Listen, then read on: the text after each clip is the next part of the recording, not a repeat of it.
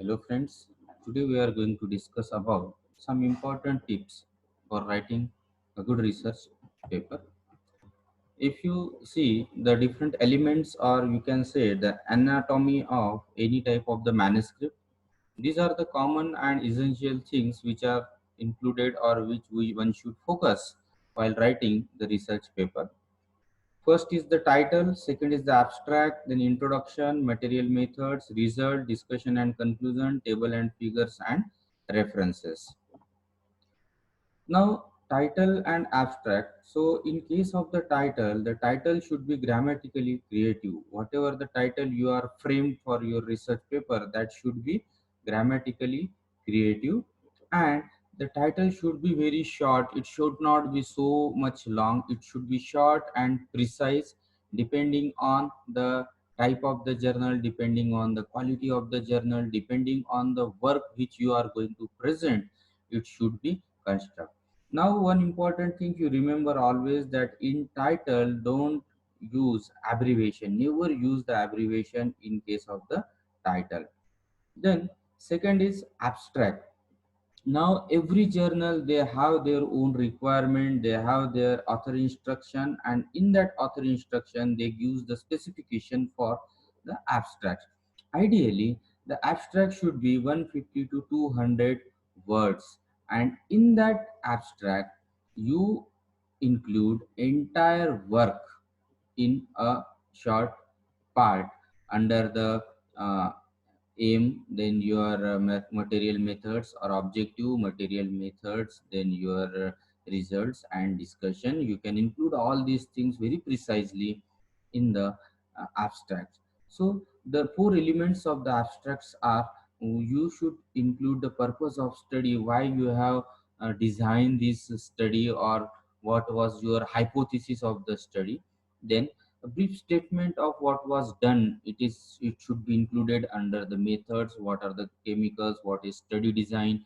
All these things are briefly included into the methods. Then a brief statement of what was found, what was your finding, what was your result, whether it is positive, negative, whatever may be, you can include in the results. And a statement of the conclusion, or you can say a discussion in part. This is what one example of the title and abstract. You can see this is a title, and then this is the abstract. In this abstract, I have written that aim of study, material and methods, results and conclusion. But some paper or some journal, in their own guideline, they ask like that, in place of aim of study, they will write the objective of the study. So accordingly, you can prepare your abstract or the uh, part of this abstract. Then introduction, the next part after abstract. You after abstract, you can put a keywords, that is a 4 to 5 keywords from which one can understand what you have done, or what you want to give, from what you want to suggest from this research paper. Then in introduction, introduce your research paper, your research. It is not just compiling of some last uh, published paper or some material from the last paper, and you are arranging them. It is not the things. Do not summarize and evaluate all past literature on the subject.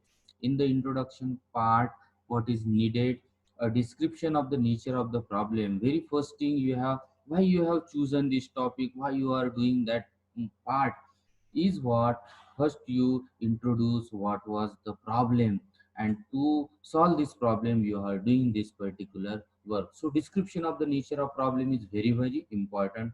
Then what is the current status, and what is the current understanding about the topic you have selected or the problem you have selected. You give the recent data or current data. Then a statement of purpose, scope and general methods of investigation in your study, hypothesis or and prediction. So all these things should be included into your introduction part. Suppose you are working on certain molecules, certain new drugs, then suppose it is from the chemical background, so you give the chemical IUPAC name and how this drug is differ from the existing drug. Suppose your drug is herbal drug, then you write down what are the activities previously carried out on these drugs, and why you want to evaluate this particular drugs, what was the chemical constituents or what are the active participants available or present in the drug. On that basis you have chosen these drugs. So the information about the drugs and very recent information you can include under the introduction section.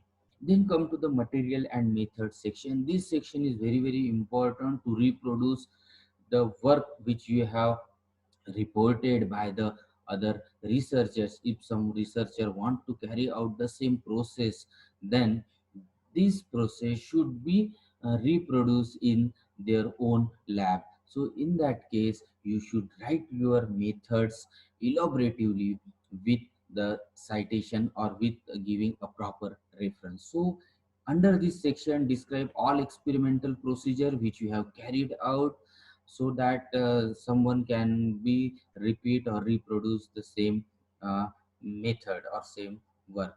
Now what is the important features of this section?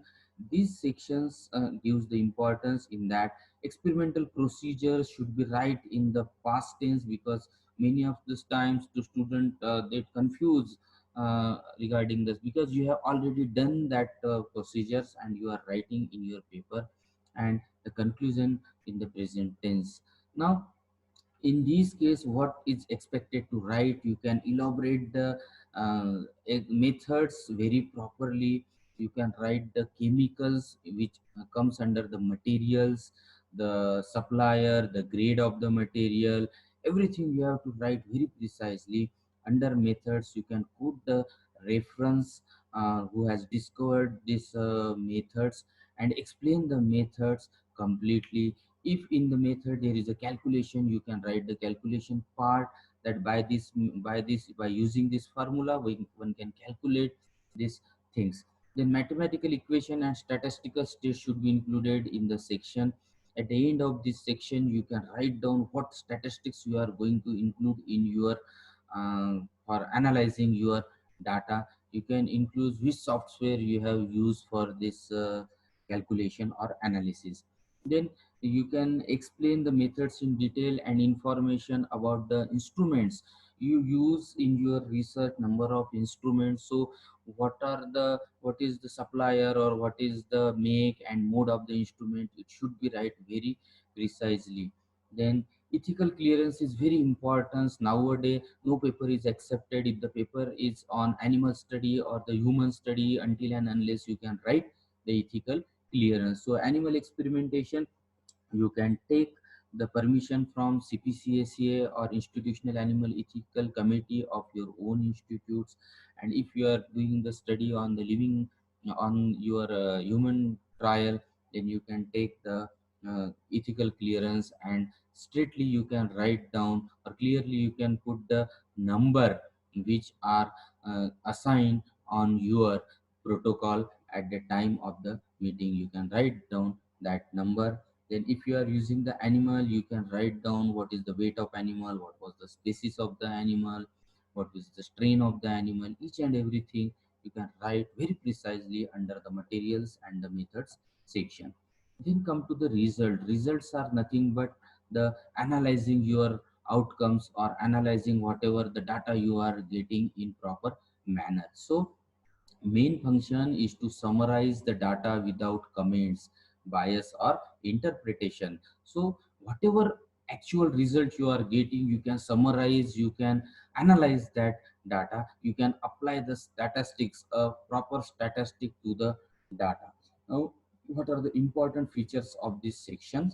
So all results should be presented, including those that didn't support hypothesis. Suppose if you are getting some negative results, you can also include, you can also present that results into this section.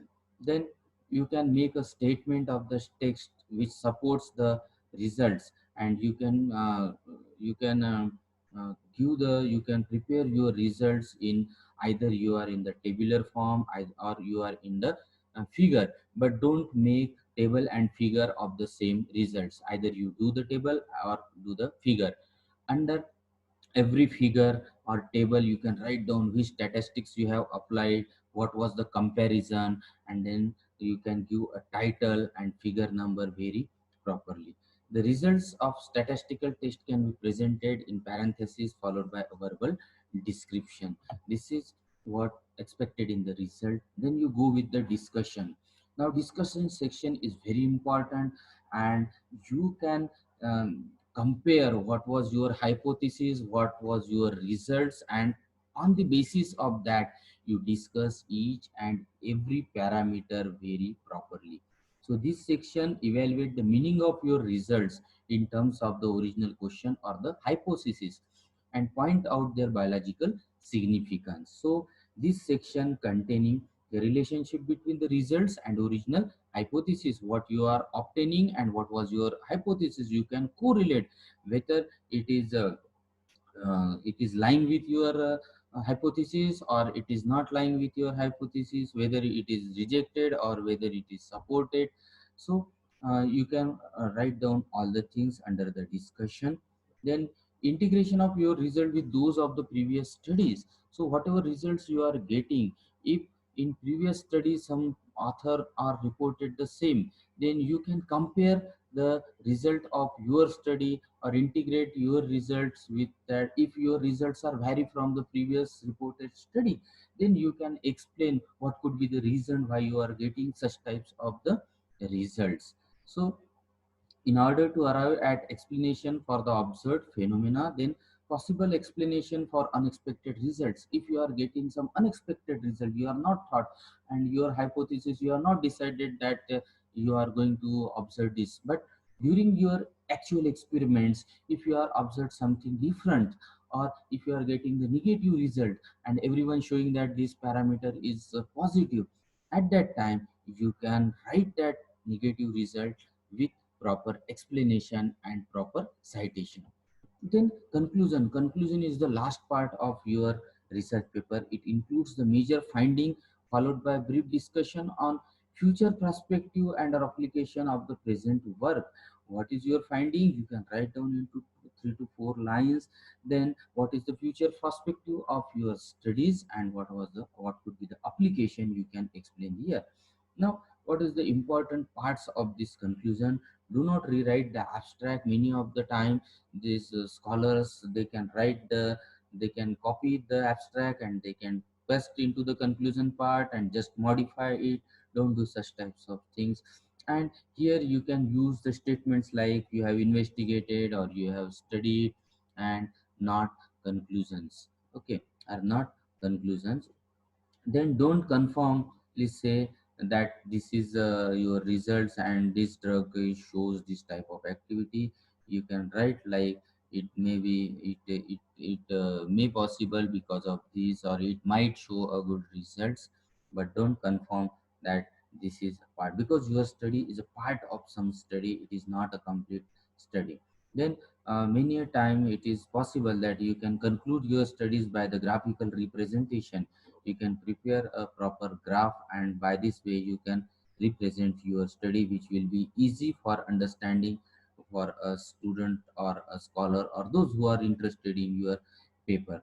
So under that you don't like report write like this investigated or studied in your conclusion.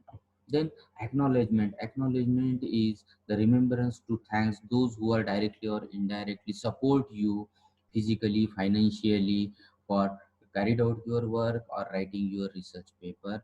Under that, you can write down the funding agency if you are supported with some financial assistance by some government or private agencies. You can acknowledgement their name at the end of acknowledgement section.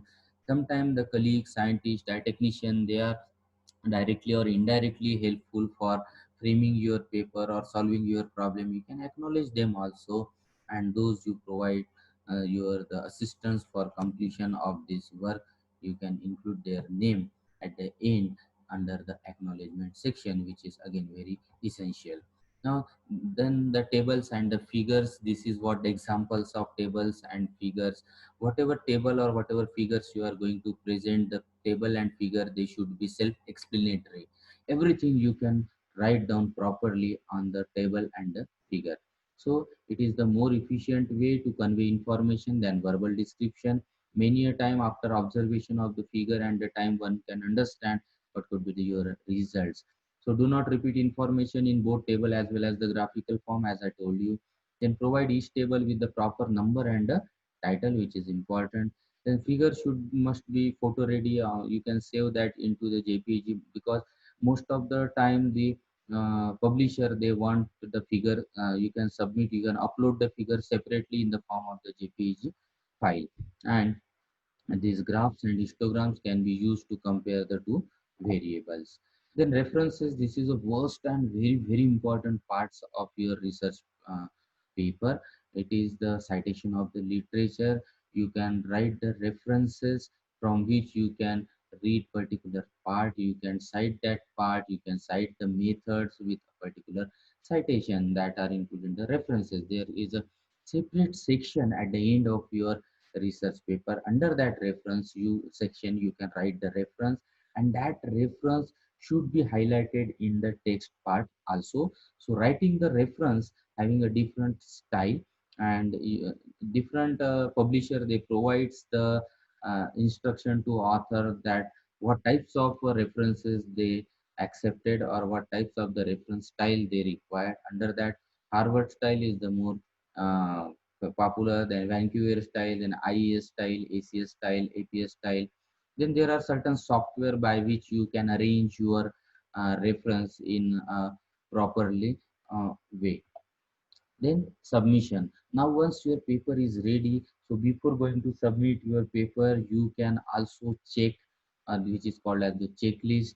Under that you can read the finalized paper carefully. You read the paper, whether there is a repetition, whether there is a grammatical changes, whether there is something is not written. You can read it carefully because it is your own work. Then check for accuracy of figures and caption. Figure number, caption, and figure title. You can check it properly. Are the figures correctly referred in the text? If you are writing figure number 5, where whether the figure number 5 is written in the text or not, you can cross check it. Then get feedback from advisor and colleagues. If you are not confident, or if you are confident, then you can also uh, check out your paper with your friends, or who are competent, who is the competent person, because it is called as the blind type of the study. Make sure the paper is read by at least one or two colleagues who is not familiar with the specific work. So if it is not familiar with the specific work, then he can help you in the grammatical changes. Provide a cover letter to the editor. Then have all co-author approve the finalized version of the paper. If you are mentioning 5 or 6 name of your co-author, then every author, it is a responsibility of every author to go through the final version of the paper before submission. Submit the paper online along with the copyright form. Then how will you submit the paper? Now you first identify to which journal you are going to submit your paper. Suppose this is the paper, that this is the journal neuroscience letter. If you put the elsewhere editorial system, in that case you can create your password and login ID. And then in that case, once you go, then they will shows in author main menu how to submit the new submission, the revision, and completed. So if you click on the new submission, then it will open one window, and they will ask some the things. You can include that particular parts. And finally, the submission tab will be open. You can submit your paper. You will get a self-generated PDF file also. Once your paper is okay, now you know that this is your paper, this is what your paper is looking like this. But when the reviewer got your paper, always he will try to refine your work or refine your paper. So he will always suggest you some comments, and after that there is a chance, more chances of accepting your paper. So this is what the overall publication process. What happened when you complete your research, then you prepare your manuscript, you submit the manuscript, the journal, the publisher, they will send the manuscript to some reviewer or some expert person, and the reviewer send the decision. The decision is of two types. First is the revise the paper, they will give some comments, they will some um, points for modification of the paper. Then you can revise that paper or manuscript, and again submit to the manuscript submission system. Now, if your paper is rejected, then if your paper is rejected, don't get frustrated. Then you have a chance to modify the paper and again submit. Though this journal is not accepting your paper, but modify it and submit to another journal. So, what is the revision and galley proof? Once your paper is accepted, and the journal will send you the galley proof. Usually, it is reviewed by the 2 to 3 reviewers. They can point out some suggestions, and you can read carefully their points. If reviewer misunderstand a point, the point probably need revise or additionally support. Then be polite and respectful when disagreed. A reviewer comments. Include a point-by-point explanation of change made in the. If the reviewer has suggested certain points and you are modifying the paper as per the point or the modification suggested by the reviewer, you can write the explanation of each and every point, how these points you have refined or how this point you have modified. Then text it response to the reviewer comments. Once again, carefully read the paper for its accuracy in presenting the data. Submit the revised version, and once the paper is accepted, they will send you the galley proof within their stipulated period. And again, it is your responsibility to check the galley proof very properly for the content. Now, if the paper come for the revision, don't get frustrated. It is the chance. If you take it positively, you can learn so many things from the comments, and you are able to understand how these comments can be resolved. So your paper after many revision, if you are the first revision, there is a lots of comments, but second revision you can get some small comments. But after several revision, your paper will be very perfect according to the journal requirement. So many a time what people will do, if the paper is come for the revision or there is a major comments, they will send that same paper to the different journal. But don't do like this. You can revise, because if you take it positively, you get a chance to learn lots many things from the reviewer points. Then if the paper get rejected, suppose, then what to do not get discouraged.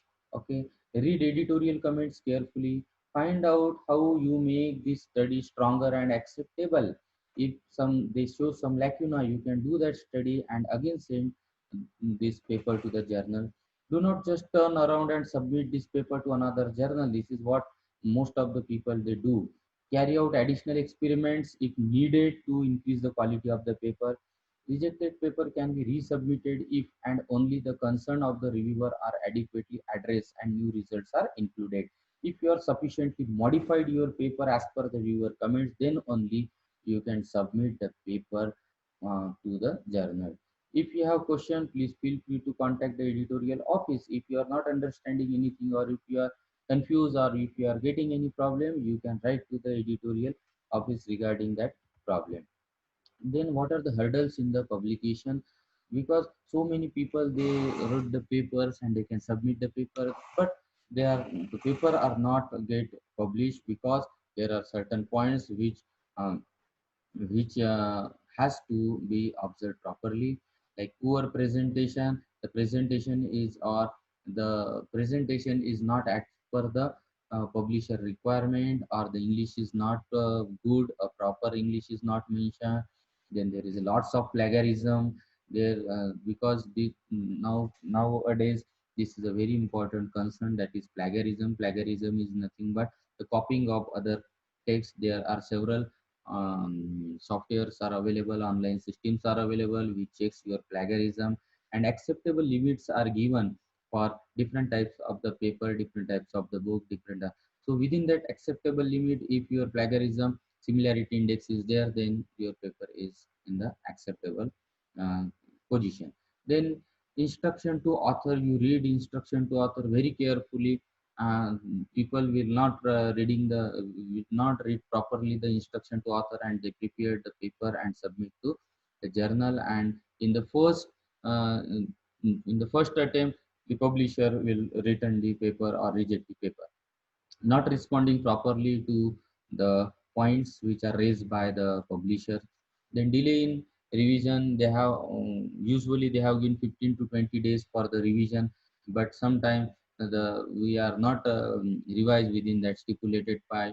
If by some reason you are not able to submit within the time, you can write to the editor or you can write to the publisher and ask them for some more period.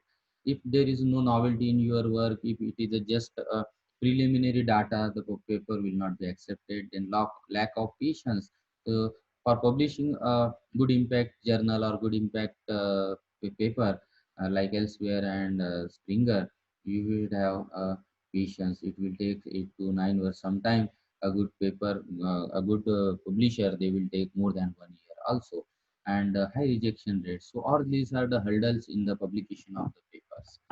Then thank you once again for listening this lecture. Thank you.